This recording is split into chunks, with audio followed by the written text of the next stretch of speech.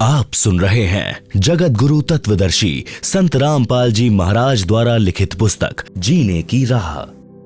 भूमिका। जीने की राह पुस्तक घर घर में रखने योग्य है।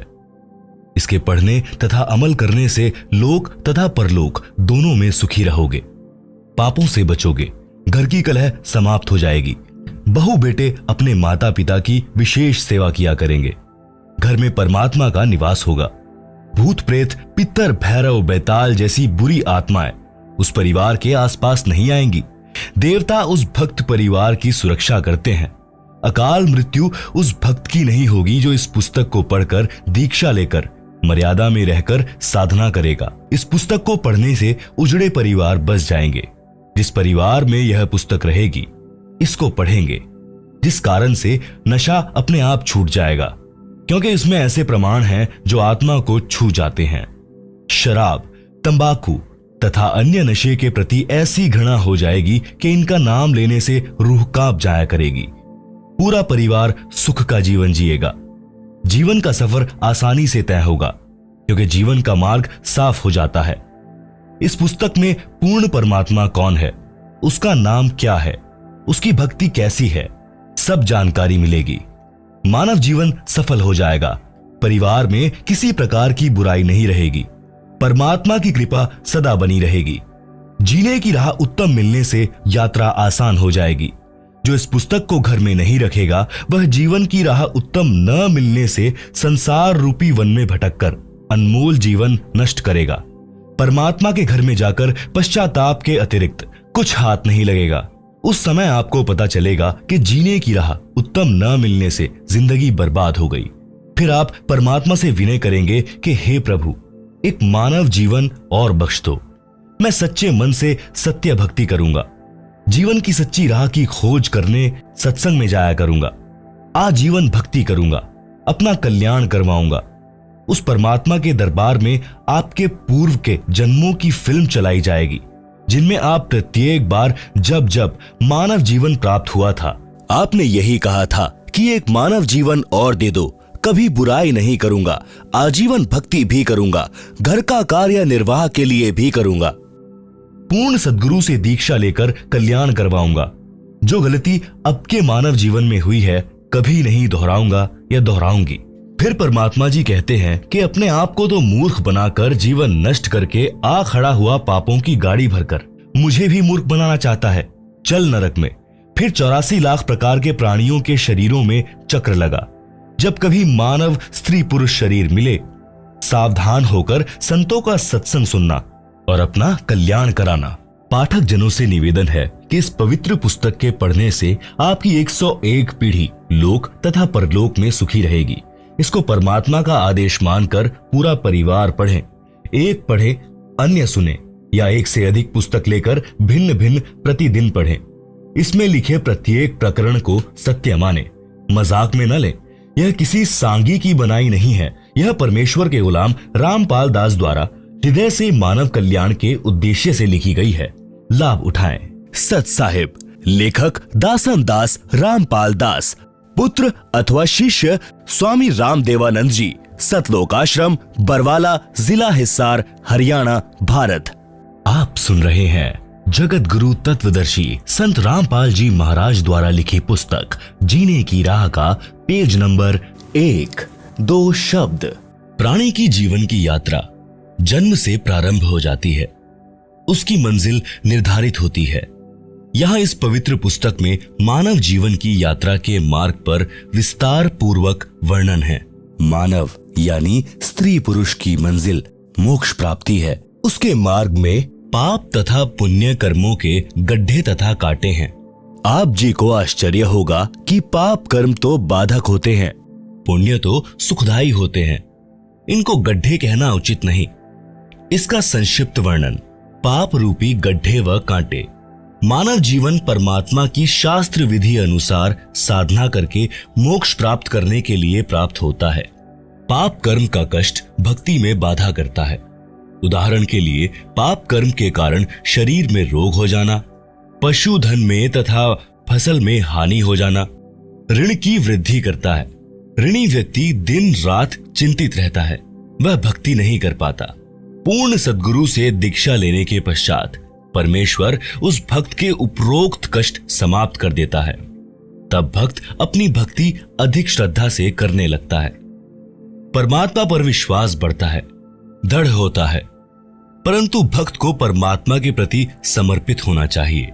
जैसे पतिव्रता स्त्री अपने पति के अतिरिक्त किसी अन्य पुरुष को काम पूर्ति के लिए स्वप्न में भी नहीं चाहती, चाहे कोई कितना ही सुंदर हो। उसका पति अपनी पत्नी को हर संभव कोशिश करके सर्व सुविधाएं उपलब्ध करवाता है, विशेष प्रेम करता है। इसी प्रकार दीक्षा लेने के पश्चात आत्मा का संयोग परमात्मा से होता है। गुरुजी आत्मा का विवाह परमात्मा से करवा देता है। यदि वह मानव शरीरधारी आत्मा अपने पति परमेश्वर के प्रति पतिव्रता की तरह समर्पित रहती है, यानी पूर्ण परमात्मा के अतिरिक्त अन्य किसी देवी देवता से मनोकामना की पूर्ति नहीं चाहती है, तो उसका पति परमेश्वर उसके जीवन मार्ग में बाधक सब पाप कर्मों के कांटों को बुहार देता है। उस आत्मा की जीने की राह सुगम व बाधा रहित हो जाती है। उसको मंजिल सरलता से मिल जाती है। उस आत्मा के लिए परमात्मा क्या करता है, उसको संत गरीबदास जी ने परमेश्वर कबीर जी से प्राप्त ज्ञान को इस प्रकार बताया है। गरीबदास जी कहते हैं, पतिव्रता जमी पर ज्यों ज्यों धरी है पावे, समर्थ झाड़ू देत है ना काटा लग जावे। कबीर परमेश्वर जी ने कहा है कि साधक के लक्षण कहूं, रहे ज्यो पतिव्रता नारी, तह कबीर परमात्मा को लगे आत्मा प्यारी। पतिव्रता के भक्ति पथ को आप साफ करें करतार, आन उपासना त्याग दे सो पतिव्रता पार। भक्ति करने से पाप नष्ट हो जाते हैं। जो भक्ति की राह में रोड़े बनते हैं, उनके लिए कबीर जी ने कहा है, जब ही सत्य नाम हृदय धरो, भयो पाप को नाश, जैसे चिंगारी अग्नि की पड़े पुराने घास। इसलिए पूर्ण गुरु से दीक्षा लेकर प्रत्येक स्त्री पुरुष, बालक, वृद्ध, युवा को भक्ति अवश्य करनी चाहिए। आप सुन रहे हैं जगत गुरु तत्वदर्शी संत रामपाल जी महाराज द्वारा लिखी पुस्तक जीने की राह का पेज नंबर 2। पुण्य भी भक्ति की राह में बाधक है। पूर्व जन्मों के पुण्य के कारण घर में धन होता है, सर्व सुविधाएं होती हैं। किसी को राजपद प्राप्त होता है जो भक्ति में बाधक होता है। वह सुख उसको परमात्मा से कोसों दूर यानी कई किलोमीटर दूर कर देता है। ऐसा सुख भी जीने की राह में रोड़ा है, परमात्मा प्राप्ति की मंजिल को दूर कर देता है। कबीर जी कहते हैं, सुख के माथे पत्थर पड़ो, नाम हृदय से जावे, बलिहारी व दुख के जो पल पल नाम रटावे। एक धनी व राजपद प्राप्त व्यक्ति को परमात्मा की कथा सुनाने की कोशिश करके देखें, उसकी बिल्कुल रुचि नहीं बनेगी। दूसरी ओर पाप कर्मों की मार झेल रहे व्यक्ति को परमात्मा चर्चा सुनाएं, उसे बताएं कि परमात्मा सर्व कष्ट दूर कर देता है। आप परमात्मा की भक्ति किया करो। देखो, अपने गांव का अमूक व्यक्ति उस संत से दीक्षा लेकर सुखी हो गया। वह भी आपकी तरह कष्ट में था, तो वह दुखी व्यक्ति भक्ति पर लग जाता है। उसके लिए वह दुख वरदान बन गया। जो सुखी है उसको कैसे समझाएं? उसके पास तो पुण्यों की मलाई पर्याप्त है। वह धनी व्यक्ति अपने पुण्यों को खा खर्च कर खाली होकर तथा पापों की मालगाड़ी भरकर मृत्यु उपरांत परमात्मा के दरबार में मुंह लटकाकर भयभीत होकर जाएगा। कुत्ते गधे सुअर के जन्म पाएगा। इसके विपरीत दुखी निर्धन व्यक्ति परमात्मा की भक्ति करके, दान धर्म करके वर्तमान जीवन में भी सुखी हो जाएगा। पाप कर्मों से बचकर पुण्यों की मालगाड़ी भरकर भक्ति धन का धनी होकर परमात्मा के दरबार में निर्भय होकर जाएगा। परमात्मा सीने से लगाएगा, उस भक्त को मोक्ष देकर सदा सुखी कर देगा। यदि धनी राज्य पद प्राप्त सुखी व्यक्ति भी भक्ति पर लग जाए तो उसका तो कार्य बना बनाया है, मोक्ष में कोई अड़चन नहीं है। एक प्रश्न। एक सज्जन पुरुष ने कहा कि मैं कोई नशा नहीं करता, सब बुराइयों से दूर हूं, दूसरे की बहन बेटियों को अपनी समझता हूं, कोई पाप नहीं करता, मुझे भक्ति की कोई आवश्यकता नहीं है।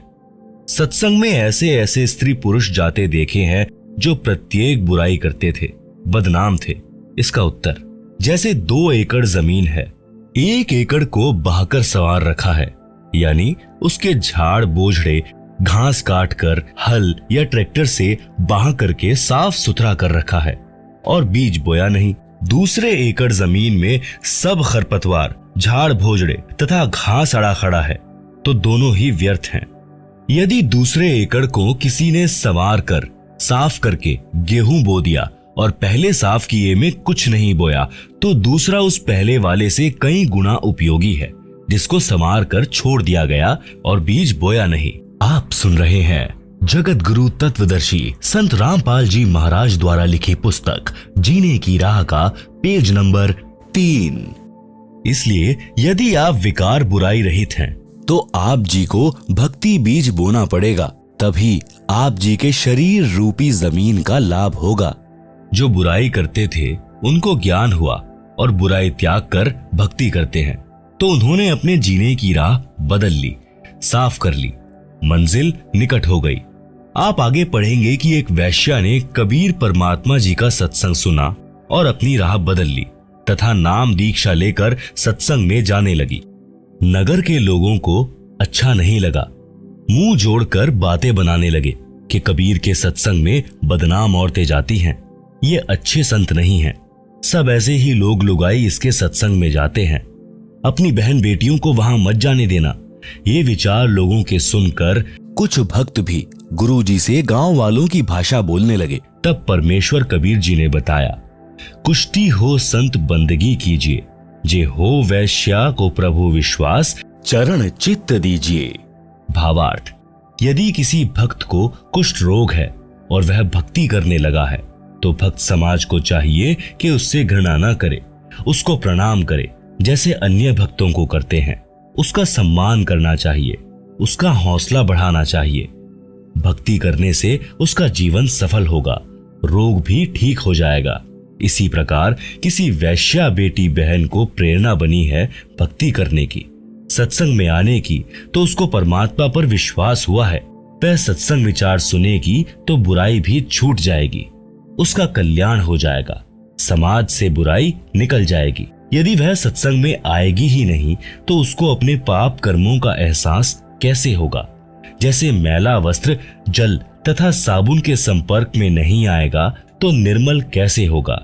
इसीलिए ऐसी बदनाम स्त्री भी भक्ति करती है तो उसको भी विशेष आदर से बुलाएं, ताकि उसको सत्संग में आने में संकोच ना हो। यदि उसको रोकोगे तो आप पाप के भागी बन जाओगे। इससे आगे की कथा में आप इसी पुस्तक जीने की राह में पृष्ठ नंबर 107 पर पढ़ेंगे, जिसकी हेडिंग है कबीर जी द्वारा शिष्यों की परीक्षा।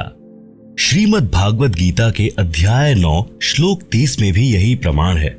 लिखा है कि कोई अतिशय दुराचारी व्यक्ति भी है, यदि वह विश्वास के साथ परमात्मा की भक्ति करने लग गया है, तो उसे महात्मा के तुल्य मानना चाहिए।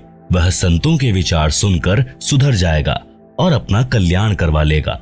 इसलिए मानव शरीरधारी प्राणी को परमात्मा की भक्ति तथा शुभ कर्म, दान धर्म गुरु जी की शरण में आकर अवश्य करने चाहिए।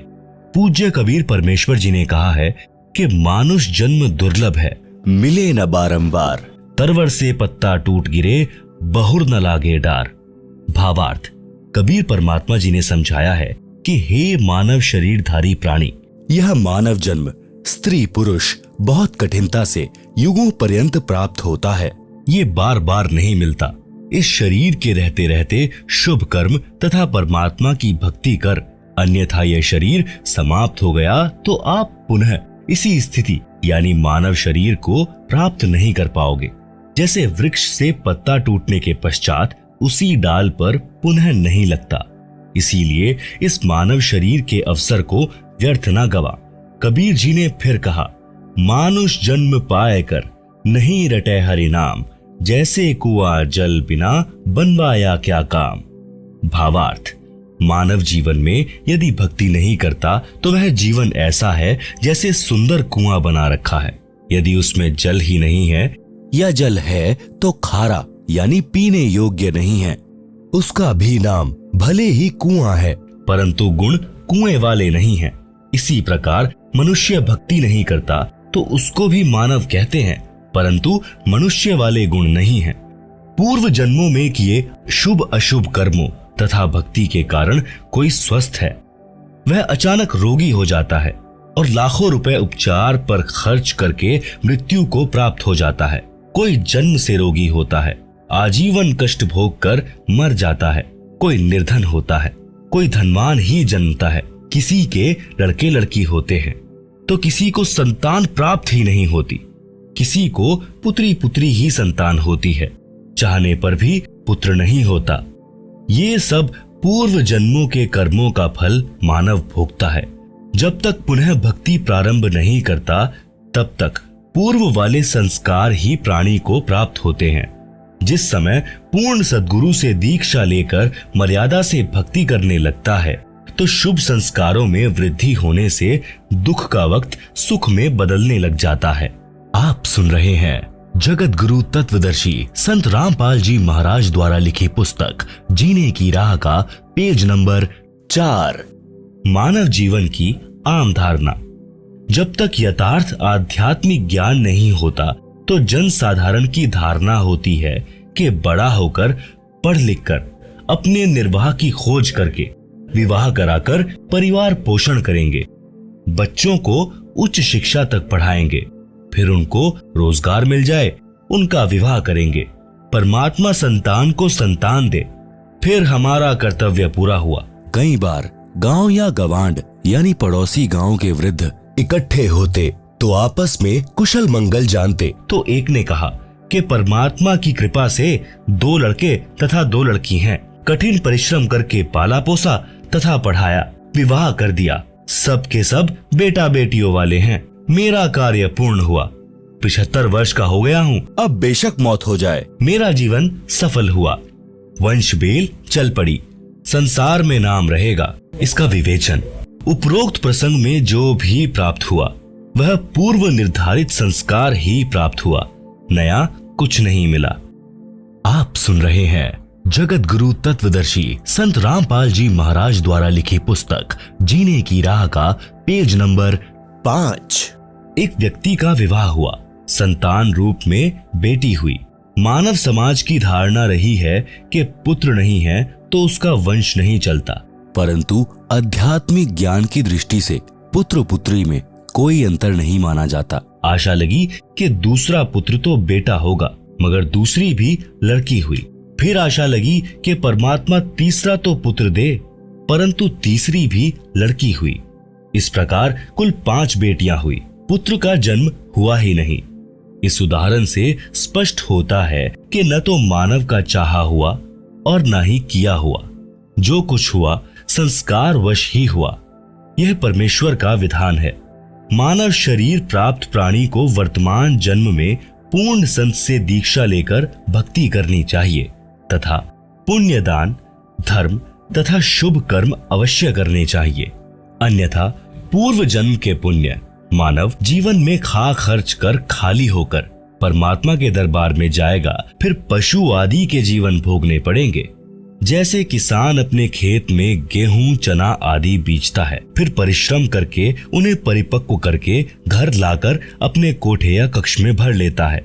यदि वह पुनः बीज बोकर फसल तैयार नहीं करता है और पूर्व के वर्ष के गेहूं व चने को खा खर्च रहा है, तो वर्तमान में तो उसे कोई आपत्ति नहीं आएगी, क्योंकि पूर्व वर्ष के गेहूं चना शेष हैं।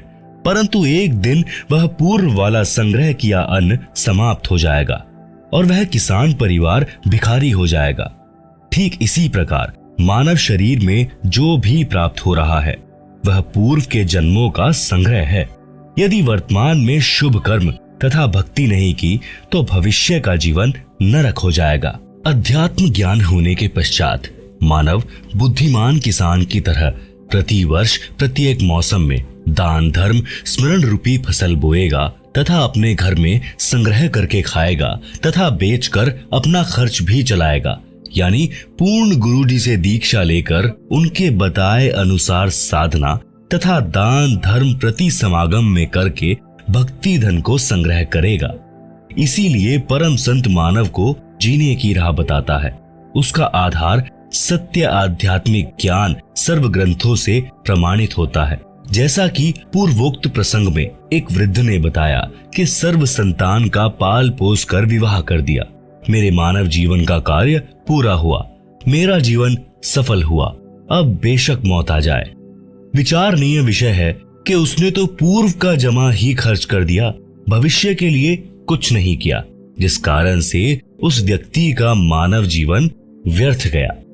कबीर जी ने कहा है, क्या मांगू कुछ थिर ना रहाई, देखत नैन चला जग जाई, 1 लख पूत 1.25 लख नाती, उस रावण के दीवाना बाती।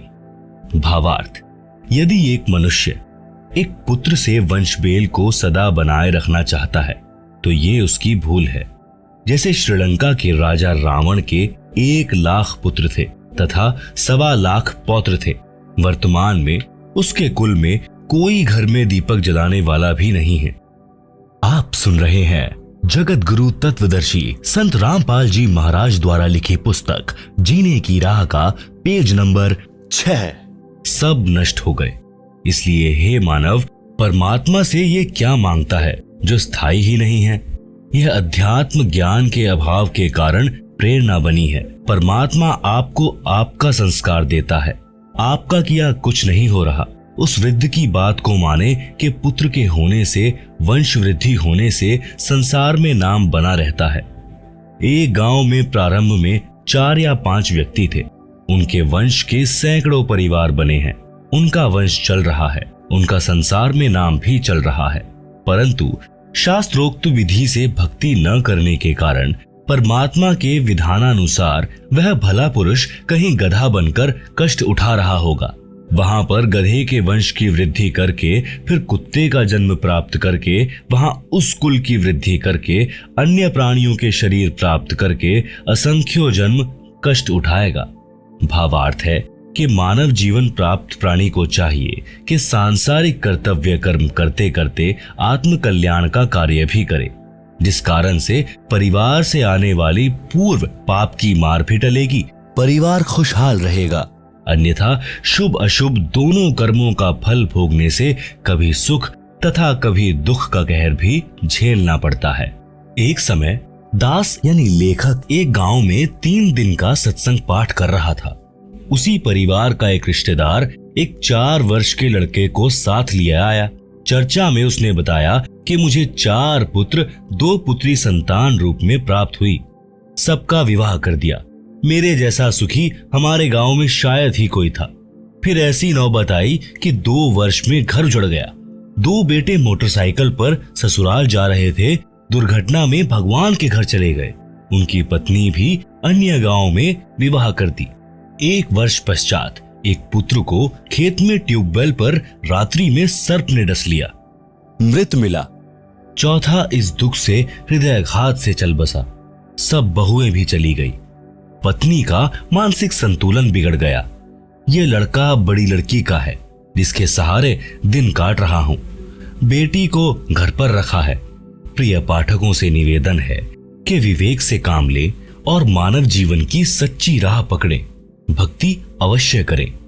संतान होना या ना होना ये आपके पूर्व के कर्मों का फल है। यदि संतान को धर्म कर्म का ज्ञान नहीं है तो वह चाहे कितनी ही नेक हो, कभी ना कभी गलती कर ही देगी। वह सब पाप कर्मों के कारण होगा। एक व्यक्ति ने बताया कि मेरा ससुर 4 एकड़ का जाट किसान था। उसने दिन रात मेहनत करके कुल 16 एकड़ जमीन खरीद कर बना ली, यानी 12 एकड़ जमीन और मोल ले ली। 4 लड़के थे और एक लड़की थी। सबकी शादी कर दी। 60 वर्ष की आयु में मेरे ससुर जी को अधरंग मार गया। चारों लड़के भिन्न रहते थे। कुछ दिन बड़े बेटे में रहा, परंतु 6 महीने में ही कपड़ों में बदबू आने लगी। फिर तीसरे नंबर वाले के घर में रहा। कुछ दिन बाद उसने भी हाथ खड़े कर दिए। इसी प्रकार चारों पुत्र सेवा से तंग आ गए। गांव की पंचायत ने मेरे ससुर जी की सेवा कराने के उद्देश्य से 2 एकड़ जमीन उसको अधिक देने का फैसला किया, जो बेटा अपने पिता की सेवा करेगा। आप सुन रहे हैं जगत गुरु तत्वदर्शी संत रामपाल जी महाराज द्वारा लिखी पुस्तक जीने की राह का पेज नंबर 7। इस लालच में छोटे वाले ने सेवा करने की बात मान ली। 6 महीने में उसने कहा कि मेरे बस की बात नहीं है। रिश्तेदार इकट्ठे हुए, सब बच्चों को सभी प्रकार से समझाया, परंतु कोई सेवा को तैयार नहीं हुआ। वह भक्त बता रहा था कि मेरा ससुर बोल भी नहीं पा रहा था। जब छोटा पोता सामने आया तो गर्दन के संकेत से कह रहा था कि आजा मेरे पास, लाड करूंगा। यह भूल पड़ी है। बेटों ने तो कर दी मौज, पोतों की कसर बाकी है। उन 2 एकड़ को ठेके पर देकर उसके लिए एक नौकर रखा। दुर्गति से मरा। विचार करें कि ऐसे कमेरे व्यक्ति को ये भी ज्ञान होता कि भक्ति तथा धर्म के बिना मानव जीवन नरक बन जाता है, तो वह उसके साथ साथ परमात्मा की भक्ति भी करता तथा ऐसी दशा को प्राप्त नहीं होता।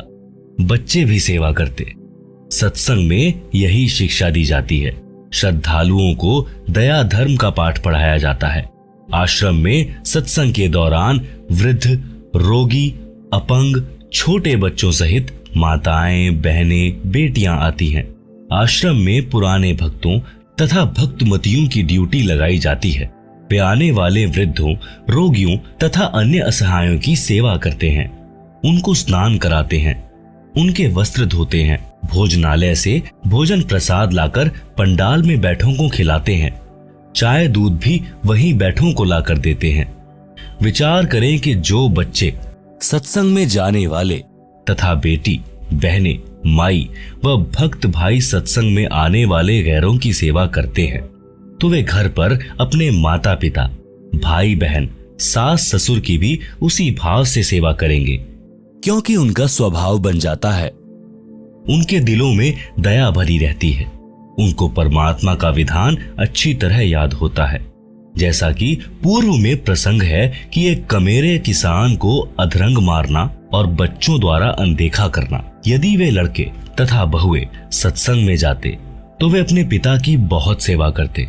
यदि वह किसान परमात्मा की भक्ति करता तो उसका शरीर स्वस्थ रहता और उसकी भक्ति के कारण भजन के तेज से प्रभावित होकर परिवार अपने आप आदर करता है। उदाहरण के लिए साधु संत भक्ति ही करते हैं, जिस कारण गांव का गांव उनका सेवा सत्कार करता है। इसी प्रकार भक्ति करने से परमात्मा की शक्ति अपने आप अन्य को प्रेरित करके भक्त के अनुकूल परिस्थिति बना देती है। इसीलिए भक्ति करने की प्रेरणा संतजन देते हैं। सत्संग से जीने की राह अच्छी बनती है। कबीर परमेश्वर ने फिर बताया है, काया तेरी है नहीं, माया कहां से होए, भक्ति कर दिल पाक से, जीवन है दिन दोए। बिन उपदेश अचंभ है, क्यों जीवत है प्राण, भक्ति बिना कहां ठोर है, ये नर नाही पाषाण। आप सुन रहे हैं जगत गुरु तत्वदर्शी संत रामपाल जी महाराज द्वारा लिखी पुस्तक जीने की राह का पेज नंबर 8। भावार्थ। परमात्मा कबीर जी कह रहे हैं कि हे भोले मानव, मुझे आश्चर्य है कि बिना गुरु से दीक्षा लिए किस आशा को लेकर जीवित है। न तो शरीर तेरा है, ये भी त्याग कर जाएगा, फिर संपत्ति आपकी कैसे है। जिनको यह विवेक नहीं है कि भक्ति बिना जीव का कहीं भी ठिकाना नहीं है, तो वे नर यानी मानव नहीं हैं, वे तो पत्थर हैं। उनकी बुद्धि पर पत्थर गिरे हैं। कबीर जी ने फिर कहा है कि बेगार की परिभाषा अगम निगम को खोज ले, बुद्धि विवेक विचार, उदय अस्त का राज मिले तो बिन नाम बेकार। भावार्थ। पुराने समय में पुलिस थानों में जीप, कार आदि गाड़ियां नहीं होती थी। जब पुलिस वालों को कहीं छापा मारनी होती थी तो किसी प्राइवेट 3 व्हीलर या 4 व्हीलर वालों को जबरदस्ती पकड़ लेते और उसके व्हीकल में बैठकर जहां जाना होता ले जाते। ड्राइवर भी 3 व्हीलर वाला होता था तथा पेट्रोल डीजल भी वही अपनी जेब से डलवाता था। उस दिन की दिहाड़ी भी नहीं कर पाता था। पुलिस वाले उसको सारा दिन इधर उधर घुमाते रहते थे। आम व्यक्ति तो ये विचार करता था कि ये 3 व्हीलर वाला आज तो बहुत ज्यादा कमाई करेगा, सारा दिन चला है, परंतु उसका मन ही जानता था उस दिन उसके साथ क्या बीती होती थी। ऐसे ही राजा लोग इस जन्म में भक्ति ना करके केवल राज्य व्यवस्था को बनाए रखने में जीवन समाप्त कर रहे हैं तो वे बेगार करके जाते हैं। पूर्व जन्म के धर्म कर्म से राजा बनता है, वर्तमान जन्म में उसी पुण्य को खर्च खा रहा होता है। जनता को तो लगता है कि राजा बड़ी मौज कर रहा है, आध्यात्मिक दृष्टि से वह बेगार कर रहा है, भक्ति कमाई नहीं कर रहा है। यदि व्यक्ति पूर्ण गुरु से दीक्षा लेकर भक्ति नहीं करता है तो उसको चाहे उदय अस्त का यानी पूरी पृथ्वी का राज्य भी मिल जाए तो भी वह 3 व्हीलर वाले की तरह व्यर्थ की मारो मार यानी गहमा गहमी कर रहा है, उसे कुछ लाभ नहीं होगा। इसलिए राजा हो या प्रजा, धनी हो या निर्धन, सबको नए सिरे से भक्ति करनी चाहिए, उसी से उनका भविष्य उज्जवल होगा। परमात्मा कबीर जी ने अपने शिष्य संत गरीबदास जी को तत्व ज्ञान समझाया जो इस प्रकार है। राग आसावरी, शब्द नंबर 1। मन तू चल रे सुख के सागर, जहां शब्द सिंधु रत्नागर, कोटि जन्म तोहे मरता होगे, कुछ नहीं हाथ लगा रे, कुकर सुकर खर भया बोरे, कौआ हंस बुगारे, कोटि जन्म तू राजा कीन्हा, मिटी न मन की आशा, भिक्षुक होकर दर दर हांड्या, मिल्या न निर्गुण रासा, इंद्र कुबेर ईश की पदवी, ब्रह्मा वरुण धर्म राया, विष्णुनाथ के पुरकू जाकर बहुर अपूठा आया, असंख्य जन्म तोहे मरता होगे, जीवित क्यों ना मरे रे, द्वादश मध्य महल मठ बोरे, बहुर न देह धरे रे, दो जख बहिस्त सभी तय देखे, राजपाट के रसिया, 3 लोक से तृप्त नाही, यह मन भोगी खसिया, सतगुरु मिले तो इच्छा मेटें, पद मिल पदे समाना, चल हंसा उस लोक पठाऊं, जो आदि अमर अस्थाना, 4 मुक्ति जहां चंपी करती, माया हो रही दासी, दास गरीब अभय पद पर से, मिले राम अविनाशी। आप सुन रहे हैं जगत गुरु तत्वदर्शी संत रामपाल जी महाराज द्वारा लिखी पुस्तक जीने की राह का पेज नंबर 9। सूक्ष्म वेद की वाणी का भावार्थ। आत्मा और मन को पात्र बनाकर संत गरीबदास जी ने संसार के मानव को समझाया है। कहा है कि यह संसार दुखों का घर है, इससे भिन्न एक और संसार है जहां कोई दुख नहीं है। वह स्थान यानी सनातन परम धाम सत्यलोक है तथा वहां का प्रभु अविनाशी परमेश्वर सुखों का सागर है। सुख सागर अर्थात अमर परमात्मा तथा उसकी राजधानी अमरलोक की संक्षिप्त परिभाषा बताई है। शंखो लहर मेहर की उपजे, कहर नहीं जहां कोई, दास गरीब अचल अविनाशी, सुख का सागर सोई। भावार्थ। जिस समय मैं यानी लेखक अकेला होता हूँ तो कभी कभी ऐसी हिलोर अंदर से उठती है। उस समय सब अपने से लगते हैं, चाहे किसी ने मुझे कितना ही कष्ट दे रखा हो, उसके प्रति द्वेष भावना नहीं रहती, सब पर दया भाव बन जाता है। ये स्थिति कुछ मिनट ही रहती है। उसको मेहर की लहर कहा है। सतलोक अर्थात सनातन परम धाम में जाने के पश्चात प्रत्येक प्राणी को इतना आनंद आता है, वहां पर ऐसी असंख्यों लहरें आत्मा में उठती रहती हैं। जब वह लहर मेरी आत्मा से हट जाती है तो वहीं दुखमय स्थिति प्रारंभ हो जाती है। उसने ऐसा क्यों कहा? वह व्यक्ति अच्छा नहीं है, वो हानि हो गई, यह हो गया, वो हो गया। यह कहर की लहर यानी दुख की लहर कही जाती है। उस सतलोक में असंख्य लहर मेहर की उठती हैं यानी दया की उठती हैं। वहां कोई कहर नहीं है। वैसे तो सतलोक में कोई दुख नहीं है। कहर का अर्थ भयंकर कष्ट होता है। जैसे एक गांव में आपसी रंजिश के चलते विरोधियों ने दूसरे पक्ष के एक परिवार के 3 सदस्यों की हत्या कर दी। कहीं पर भूकंप के कारण हजारों व्यक्ति मर जाते हैं। उसे कहते हैं कहर टूट पड़ा या कहर कर दिया। ऊपर लिखी वाणी में सुख सागर की परिभाषा संक्षिप्त में बताई है। कहा है कि वह अमर लोक अचल अविनाशी अर्थात कभी चलायमान अर्थात ध्वंस नहीं होता तथा वहां रहने वाला परमेश्वर अविनाशी है। वह स्थान तथा परमेश्वर सुख का समुद्र है। जैसे समुद्री जहाज बंदरगाह के किनारे से 100 या 200 किलोमीटर दूर चला जाता है तो जहाज की यात्रियों को जल अर्थात समुद्र के अतिरिक्त कुछ भी दिखाई नहीं देता, सब ओर जल ही जल नजर आता है। इसी प्रकार सतलोक में सुख के अतिरिक्त कुछ भी नहीं है अर्थात वहां कोई दुख नहीं है। अब पूर्व में लिखी वाणी का सरलार्थ किया जाता है। मन तू चल रे सुख के सागर, जहां शब्द सिंधु रत्नागर, कोटि जन्म तोहे भ्रमत होगे, कुछ नहीं हाथ लगा रे, कुकर शुकर खर भया बोरे, कौआ हंस बुगारे। आप सुन रहे हैं जगत गुरु तत्वदर्शी संत रामपाल जी महाराज द्वारा लिखी पुस्तक जीने की राह का पेज नंबर 10। भावार्थ। परमेश्वर कबीर जी ने अपनी अच्छी आत्मा संत गरीबदास जी को सूक्ष्म वेद समझाया। उसको संत गरीबदास जी गांव छुड़ानी जिला झज्जर हरियाणा प्रांत ने आत्मा तथा मन को पात्र बनाकर विश्व के मानव को काल ब्रह्म के लोक का कष्ट तथा सतलोक का सुख बताकर उस परम धाम में चलने के लिए सत्य साधना जो शास्त्रोक्त है करने की प्रेरणा की है। मन तू चल रे सुख के सागर अर्थात सनातन परम धाम में चल जहां पर शब्द नष्ट नहीं होता। इसलिए शब्द का अर्थ अविनाशीपन से है कि वह स्थान अमृतत्व का सिंधु अर्थात सागर है और मोक्ष रूपी रत्न का आगर अर्थात खान है।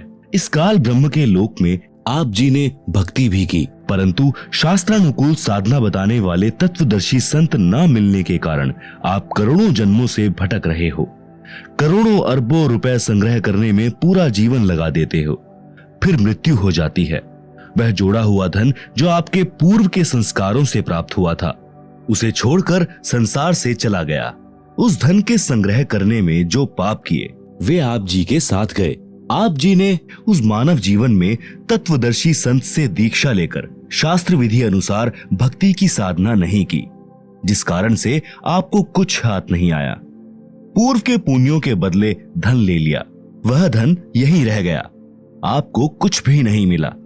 आपको मिले धन संग्रह तथा भक्ति शास्त्रानुकूल न करने के पाप, जिनके कारण आप कुकर यानी कुत्ता, खर यानी गधा, सुकर यानी सुअर, कौवा यानी कि एक पक्षी, हंस एक पक्षी जो केवल सरोवर में मोती खाता है, बुगा बुगला पक्षी आदि आदि की योनियों को प्राप्त करके कष्ट उठाया। कोटि जन्म तू राजा कीन्हा, मिटी न मन की आशा, भिक्षुक होकर दर दर हांड्या, मिलान निर्गुण रासा। सरलार्थ। हे मानव, आप जी ने काल ब्रह्म की कठिन से कठिन साधना की, घर त्याग कर जंगल में निवास किया, फिर गांव व नगर में घर घर के द्वार पर हांड्या अर्थात घूमा। भिक्षा प्राप्ति के लिए जंगल में साधना रत साधक निकट के गांव या शहर में जाता है। एक घर से भिक्षा पूरी नहीं मिलती तो अन्य घरों से भोजन लेकर जंगल में चला जाता है। कभी कभी तो साधक एक दिन भिक्षा मांग कर लाते हैं, उसी से 2-3 दिन निर्वाह करते हैं। रोटियों को पतले कपड़े रुमाल जैसे कपड़े को छालना कहते हैं। छालने में लपेटकर वृक्ष की टहनियों से बांध देते थे।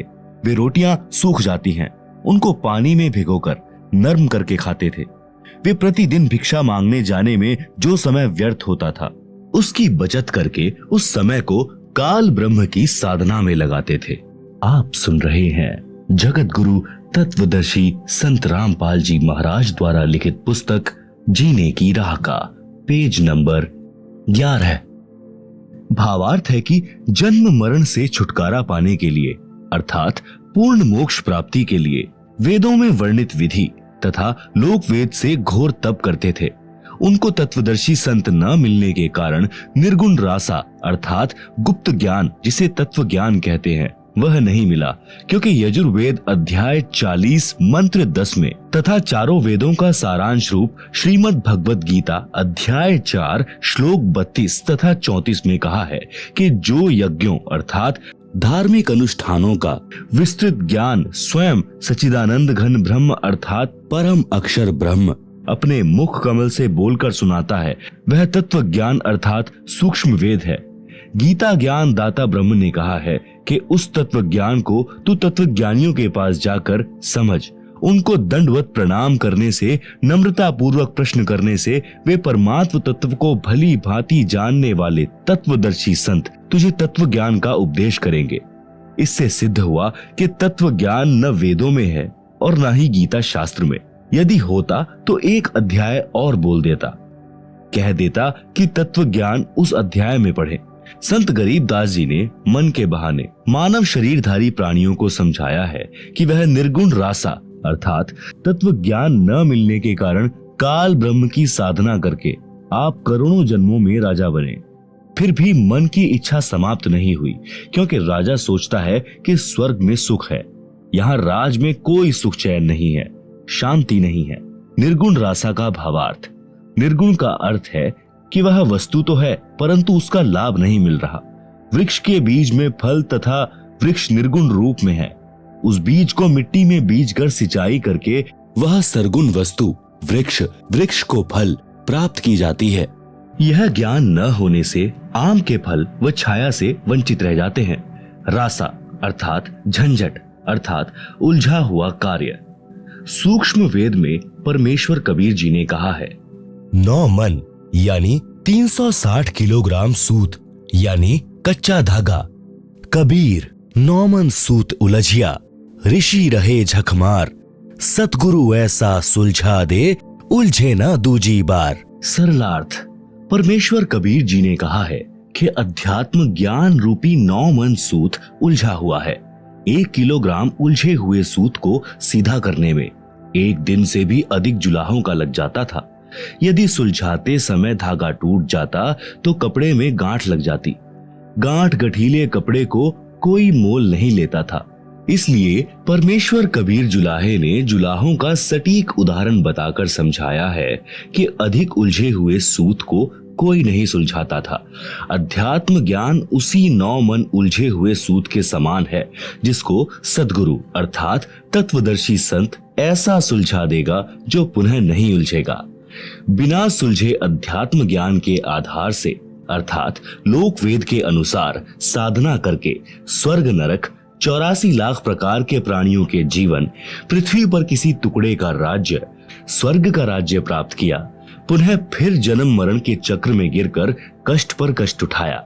परंतु काल ब्रह्म की वेदों में वर्णित विधि के अनुसार साधना करने से वह परम शांति तथा सनातन परम धाम प्राप्त नहीं हुआ, जो गीता अध्याय 18 श्लोक 62 में कहा है, और न ही परमेश्वर का वह परम पद प्राप्त हुआ, जहां जाने के पश्चात साधक लौटकर संसार में कभी नहीं आते, जो गीता अध्याय 15 श्लोक 4 में कहा है। काल ब्रह्म की साधना से निम्न लाभ होता रहता है। वाणी नंबर 3, इंद्र कुबेर ईश की पदवी, ब्रह्मा वरुण धर्मराया, विष्णुनाथ के पुरकू जाकर बहुर अपूठा आया। आप सुन रहे हैं जगत गुरु तत्वदर्शी संत रामपाल जी महाराज द्वारा लिखित पुस्तक जीने की राह का पेज नंबर 12।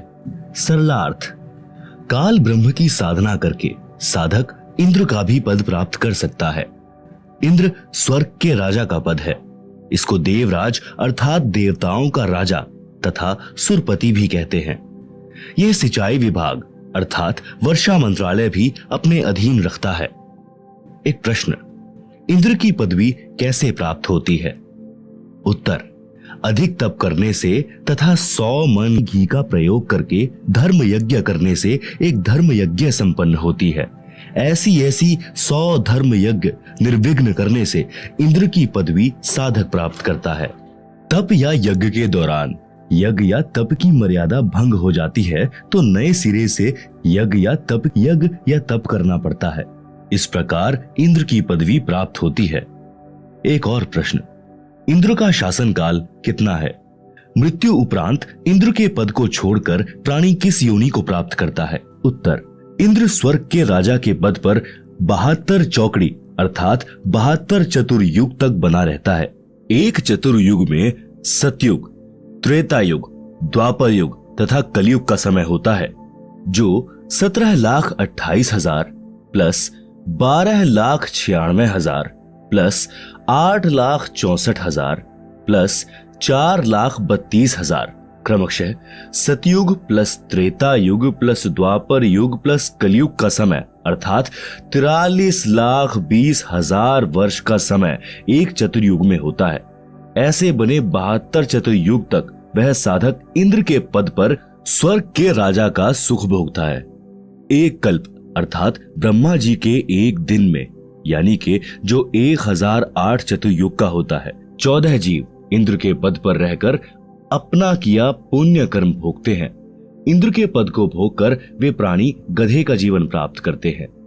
एक कथा, मार्कंडेय ऋषि तथा अप्सरा का संवाद। एक समय बंगाल की खाड़ी में मार्कंडेय ऋषि तप कर रहा था।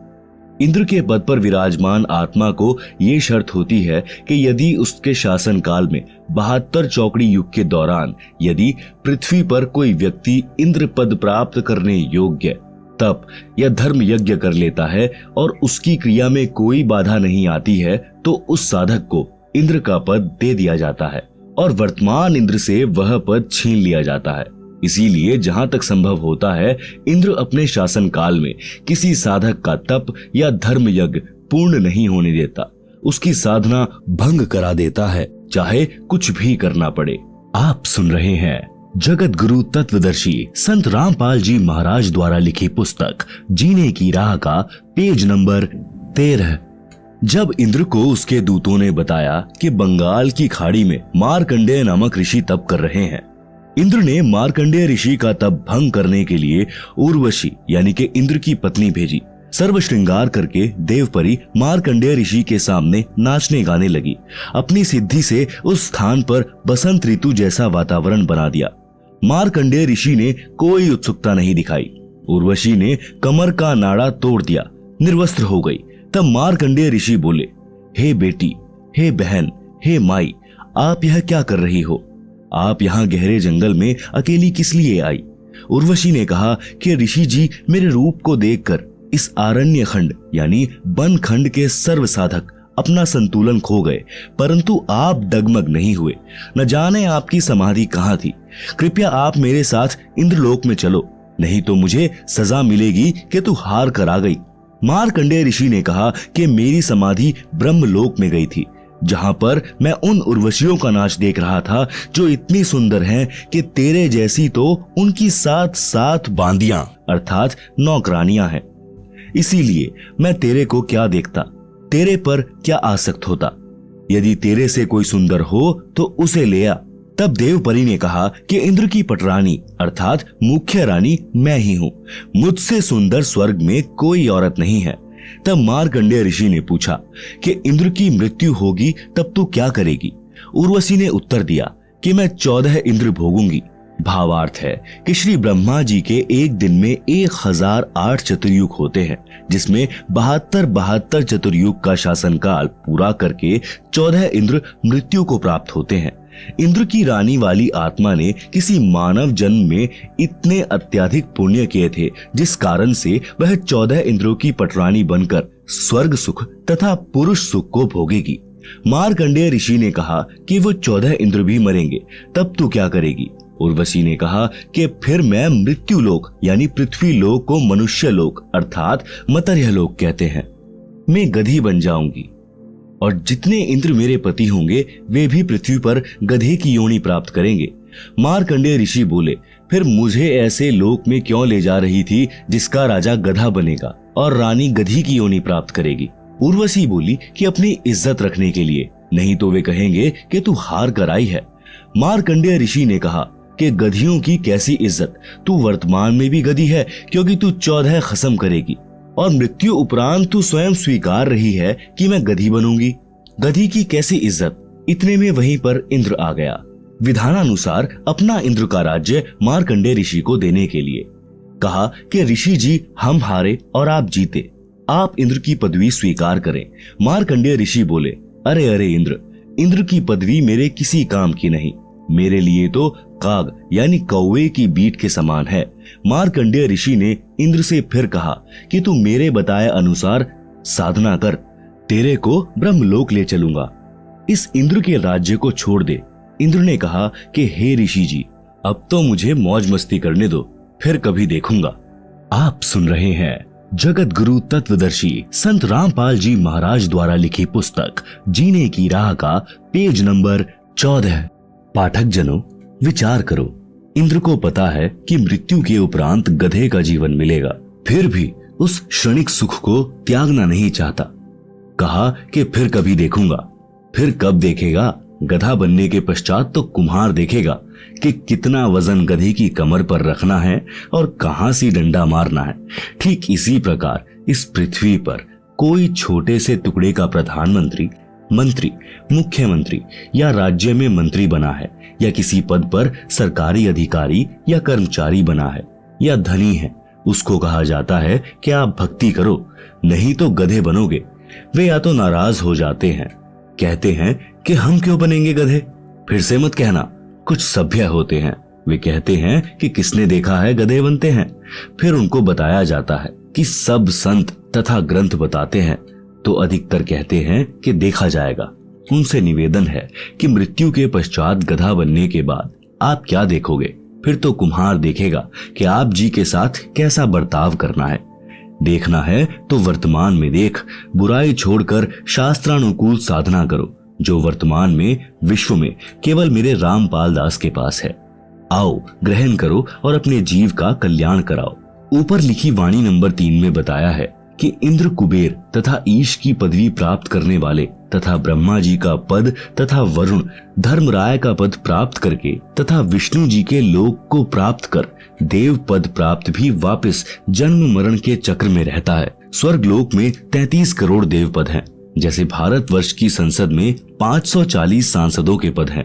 व्यक्ति बदलते रहते हैं। उन्हीं सांसदों में से प्रधानमंत्री तथा अन्य केंद्रीय मंत्री आदि आदि बनते हैं। इसी प्रकार उन 33 करोड़ देवताओं में से ही कुबेर का पद अर्थात धन के देवता का पद प्राप्त होता है, जैसे वित्त मंत्री होता है। ईश की पदवी का अर्थ है प्रभु पद, जो लोक वेद में कुल 3 माने गए हैं।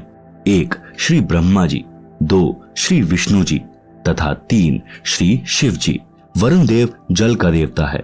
धर्मराय मुख्य न्यायाधीश हैं, जो सब जीवों को कर्मों का फल देता है। उसे धर्मराज भी कहते हैं। ये सर्व काल ब्रह्म की साधना करके पद प्राप्त करते हैं। पुण्य श्रीण यानी समाप्त होने के पश्चात सर्व देवता पद से मुक्त करके पशु पक्षियों आदि की 84 लाख प्रकार की योनियों में डाले जाते हैं। फिर नए ब्रह्मा जी, नए विष्णु जी तथा नए शिव जी इन पदों पर विराजमान होते हैं। ये सर्व उपरोक्त देवता जन्मते मरते हैं। ये अविनाशी नहीं है।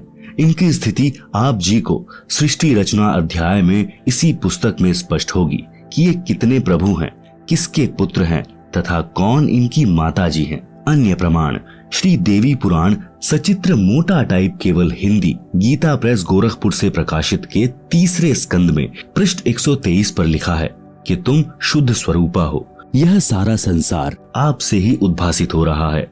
मैं, विष्णु, ब्रह्मा और शंकर आपकी कृपा से विद्यमान हैं। हमारा तो आविर्भाव अर्थात जन्म तथा तिरोभाव अर्थात मृत्यु हुआ करता है। आप प्रकृति देवी हैं।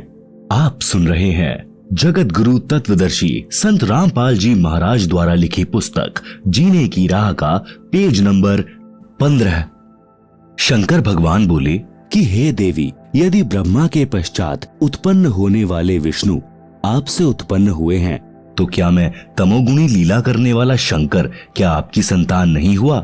अर्थात मुझे भी उत्पन्न करने वाली तुम ही हो। हम तो केवल नियमित कार्य ही कर सकते हैं, अर्थात जिसके भाग्य में जो लिखा है हम वही प्रदान कर सकते हैं। न अत्यधिक कर सकते, न कम कर सकते। पाठक जनों, इस श्री देवी पुराण के उल्लेख से स्पष्ट हुआ कि श्री ब्रह्मा जी, श्री विष्णु जी तथा श्री शंकर जी नाशवान हैं। इनकी माता जी का नाम श्री देवी दुर्गा है। अधिक जानकारी आप सृष्टि रचना अध्याय से ग्रहण करेंगे, जो इसी पुस्तक में पीछे पृष्ठ 254 पर लिखी है। ये प्रधान देवता है। अन्य इनसे निम्न स्तर के देव हैं। ये सर्व जन्मते मरते हैं। अविनाशी राम नहीं है, अविनाशी परमात्मा नहीं है। श्रीमद् भागवत गीता अध्याय 10 श्लोक 2 में लिखा है कि गीता ज्ञान दाता काल ब्रह्म ने कहा है कि मेरी उत्पत्ति को ना तो देवता जानते और ना महर्षि जन जानते, क्योंकि इन सब का आदि कारण मैं ही हूं, अर्थात ये सर्व मेरे से उत्पन्न हुए हैं। गीता अध्याय 4 श्लोक 5 में गीता ज्ञान बोलने वाले ने कहा है कि हे अर्जुन, तेरे और मेरे बहुत जन्म हो चुके हैं, तू नहीं जानता, मैं जानता हूं। गीता अध्याय 2 श्लोक 12 में भी स्पष्ट है कि तू, मैं तथा सब राजा सेना पहले भी जन्मे थे, आगे भी जन्मेंगे। गीता अध्याय 14 श्लोक 3 में गीता ज्ञान दाता ने कहा है कि हे अर्जुन, मेरी प्रकृति अर्थात दुर्गा तो गर्भ धारण करती है, मैं उसके गर्भ में बीज स्थापित करता हूं, जिससे सर्व प्राणियों की उत्पत्ति होती है। गीता अध्याय 14 श्लोक 4 में गीता ज्ञान दाता ने कहा है कि हे अर्जुन, नाना प्रकार की सब योनियों में जितने शरीरधारी मूर्तियां उत्पन्न होती हैं, महत प्रकृति तो उन सबकी गर्भ धारण करने वाली माता है। अहम ब्रह्म यानी मैं ब्रह्म बीज स्थापित करने वाला पिता हूं। गीता अध्याय 14 श्लोक 5 गीता ज्ञान दाता ने स्पष्ट किया है कि हे अर्जुन, सत्व गुण श्री विष्णु जी, रज गुण श्री ब्रह्मा जी तथा तम गुण श्री शिव जी, ये प्रकृति अर्थात दुर्गा देवी से उत्पन्न तीनों देवता अर्थात तीनों गुण अविनाशी जीवात्मा को कर्मों के अनुसार शरीर में बांधते हैं। उपरोक्त प्रमाणों से स्पष्ट हुआ कि उपरोक्त देवता नाशवान है तथा काल ब्रह्म की संतान है। प्रसंग चल रहा है कि वाणी संख्या 3 का सरलार्थ इंद्र, कुबेर, ईश अर्थात ब्रह्मा विष्णु शिव तक की पदवी प्राप्त करके तथा वरुण धर्मराय की पदवी तथा श्री विष्णुनाथ के लोक को प्राप्त करके भी जन्म मरण के चक्र में रहते हैं। आप सुन रहे हैं जगत गुरु तत्वदर्शी संत रामपाल जी महाराज द्वारा लिखी पुस्तक जीने की राह का पेज नंबर 16। मार्कंडेय ऋषि जी ब्रह्म साधना कर रहे थे, उसी को सर्वोत्तम मान रहे थे, इसीलिए इंद्र को कह रहे थे कि आ, तेरे को ब्रह्म साधना का ज्ञान कराऊं। ब्रह्मलोक की तुलना में स्वर्ग का राज्य हलवे की तुलना में जैसे कौवे की बीट है। पाठक जनों, आप जी ने ब्रह्म साधना करने वाले श्री चुणक ऋषि, श्री दुर्वासा ऋषि तथा कपिल मुनि जिन्होंने ब्रह्म साधना की थी, उनकी साधना को गीता ज्ञान दाता ने गीता अध्याय 7 श्लोक 18 में अनुत्तम अर्थात घटिया बताया है। उसी श्रेणी की साधना मार्कंडेय ऋषि जी की थी, जिसको अति उत्तम मान कर रहे थे तथा इंद्र जी को भी राय दे रहे थे कि ब्रह्म साधना कर ले। सूक्ष्म वेद में कहा है कि औरों पंथ बतावही आप न जाने रहा, मोती मुक्ता दर्शत नाही, ये जग है सब अंधरे, दिखत के तो नैन जिसम है, फिरा मोतिया बिंदरे। वेद पढ़े पर भेद न जाने, बांचे पुराण 18, पत्थर की पूजा करें, भूले सिरजनहारा। वाणी नंबर 1 का भावार्थ अन्य को मार्गदर्शन करते हैं, स्वयं भक्ति का मार्ग ज्ञान नहीं। वाणी नंबर 2 का भावार्थ तत्वदर्शी संत के अभाव के कारण मोती मुक्ता यानी मोक्ष रूपी मोती अर्थात मोक्ष मंत्र दिखाई नहीं देता। यह सर्व संसार अध्यात्म ज्ञान नेत्रहीन अंधा है। जिस किसी को मोतियाबिंद जो एक प्रकार का नेत्र रोग है, जिसमें आंखें स्वस्थ दिखाई देती हैं, परंतु उस रोगग्रस्त व्यक्ति को कुछ दिखाई नहीं देता। यह उदाहरण देकर बताया है कि फर्राटेदार संस्कृत भाषा बोलते हैं, लगते हैं महाविद्वान हैं, परंतु सदग्रंथों के गूढ़ रहस्यों को नहीं जानते। इनको अज्ञान रूपी मोतियाबिंद हुआ है। वाणी नंबर 3 का भावार्थ वेदों को पढ़कर कंठस्थ करने वाले वेदों के गूढ़ रहस्यों को न समझकर उनके विरुद्ध साधना करते कराते हैं। वेदों में पत्थर की मूर्ति की पूजा का कहीं उल्लेख नहीं है। वे वेदों के विद्वान कहलाने वाले पत्थर पूजा करते तथा कराते हैं। वेदों में वर्णित सिरजनहार को भुला दिया है। श्रीमद् भगवत गीता अध्याय 4 श्लोक 25 से 29 तक यही बताया है कि जो साधक जैसी भी साधना करता है उसे उत्तम मान कर रहा होता है। सर्व साधक अपनी अपनी भक्ति को पाप नाश करने वाली जानते हैं। गीता अध्याय 4 श्लोक 32 में स्पष्ट किया है कि यज्ञों अर्थात धार्मिक अनुष्ठानों का ज्ञान स्वयं सच्चिदानंद घन ब्रह्म ने अपने मुख कमल से बोली वाणी में विस्तार के साथ कहा है। वह तत्व ज्ञान है जिसे जानकर साधक सर्व पापों से मुक्त हो जाता है।